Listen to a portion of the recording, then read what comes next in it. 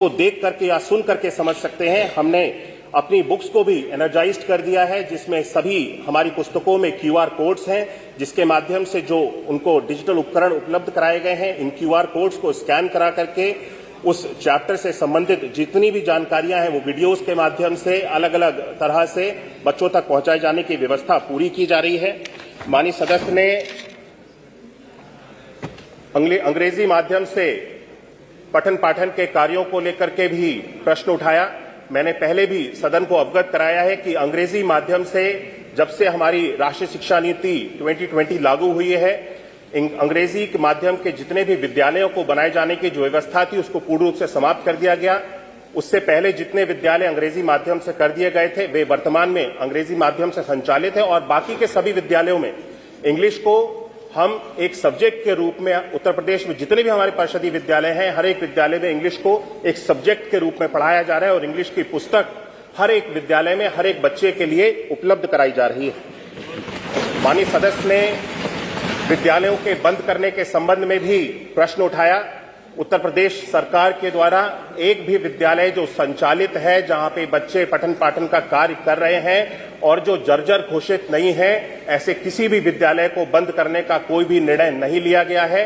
हम सब लोग बल्कि स्कूल की क्वालिटी और उनकी जो उपलब्धता है उसको भी अधिक बढ़ाने के लिए हमारी प्रदेश सरकार के द्वारा विश्व स्तरीय नए विद्यालयों को सीएम मॉडल कंपोजिट स्कूल के रूप में, जो कि अटल आवासीय विद्यालय की तर्ज पे बना करके तैयार किए जाएंगे, 57 जनपदों में इनके बनाने की प्रक्रिया भी प्रारंभ हो चुकी है। ये विद्यालय विश्व स्तरीय होंगे और सारी सुविधाएं इनमें दी जाएगी। मुझे लगता है कि शिक्षा मित्रों के संबंध में भी उन्होंने एक प्रश्न किया था, उसकी भी जानकारी दे दूं।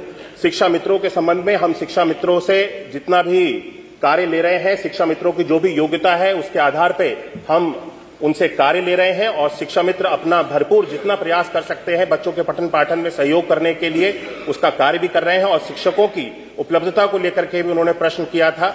मैं बताना चाहता हूं कि हमारे पास पर्याप्त शिक्षक हैं, लेकिन कुछ विद्यालय ऐसे अवश्य हो सकते हैं जहां पे छात्र ज्यादा हैं, शिक्षक कम है, क्योंकि छात्र और शिक्षक का जो अनुपात है वो तो बराबर है, लेकिन रेशियो जितने विद्यालयों में शिक्षक होने चाहिए वो शिक्षक के समायोजन की प्रक्रिया हम सब लोगों ने सरकार के द्वारा प्रारंभ की गई थी, लेकिन शिक्षक के समायोजन की प्रक्रिया को प्रारंभ होते ही उसको माननीय न्यायालय के समक्ष रख दिया गया और वो प्रक्रिया अभी रुकी हुई है। जैसे ही वो प्रक्रिया पूर्ण हो जाएगी, ऐसा उत्तर प्रदेश में कोई भी विद्यालय नहीं होगा जहां पे छात्रों का और शिक्षकों का उस विद्यालय में जो अनुपात है वो पूर्ण न हो। धन्यवाद।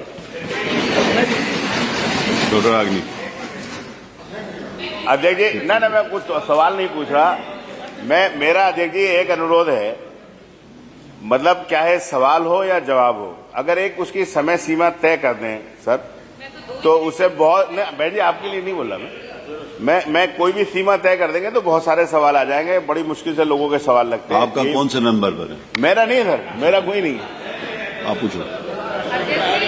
जितना भी मंत्री जी ने जवाब दिया, जो मेरा प्रेजेंट क्वेश्चन था अगर वो लिखित में आ गया होता, जो उन्होंने पढ़ा है, तो सही बोल रहे हैं कमाल अख्तर जी की वो सारा का सारा मैटर जो है कंसाइज हो जाता। मेरा अनुपूरक है बस लास्ट आपसे ये कि आपने शिक्षा मित्रों की बात की और मैंने ये भी बताया कि 1,60,000 शिक्षा मित्रों में 50% ऐसे हैं जो टेट और सीटेट क्वालिफाइड हैं। तो मेरे क्वेश्चन में पहला ये कि जो आप ट्रेनिंग की बातें कर रहे हैं, जो आपने सारी बताई बट लिखित मेरे पास नहीं आई थी, इन ट्रेनिंग्स में क्या शिक्षा मित्रों को भी ट्रेनिंग दी गई है? क्योंकि उन्हें आपने जिम्मेदारी दी है बच्चों को पढ़ाने की, अगर नहीं दी गई है कि तो क्यों नहीं दी गई? दूसरा मेरा क्वेश्चन आपसे ये है कि आपके विभाग का 23-24 और 24-25 का जो बजट है उसमें से आपने 30% बजट जो है 23-24 में नहीं इस्तेमाल किया और 24 से 25 में 40% का बजट नहीं इस्तेमाल किया। अभी तक शिक्षा प्रेरक जो रहे हुए थे उनके भी पैसे जो हैं, उनके मानदेय जो हैं उनके पास नहीं गए हैं।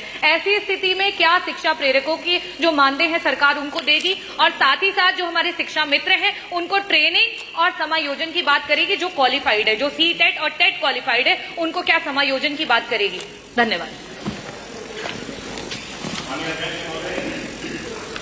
माननीय सदस्य ने जो ट्रेनिंग के संबंध में प्रश्न किया है, इस समय इस से संबंधित मुझे आपको अवगत कराना है। माननीय सदस्य को ट्रेनिंग के जो कार्यक्रम है वो अपर प्राइमरी के जो बच्चे हैं 6 से लेकर के 8 तक डिजिटल लिटरेसी को लेकर के और कंप्यूटेशनल थिंकिंग और आर्टिफिशियल इंटेलिजेंस को लेकर के 6 से 8 तक के बच्चों को ही इन सारी सुविधाओं से जोड़ा जाता है, क्योंकि बच्चे छोटे बच्चे इन सारी चीजों को उनको समझ नहीं होती है। इस संबंध में आप बताइए मंत्री। शिक्षा मित्रों के द्वारा पठन पाठन का जो कार्य है वो कक्षा 5 तक के छात्रों को कराया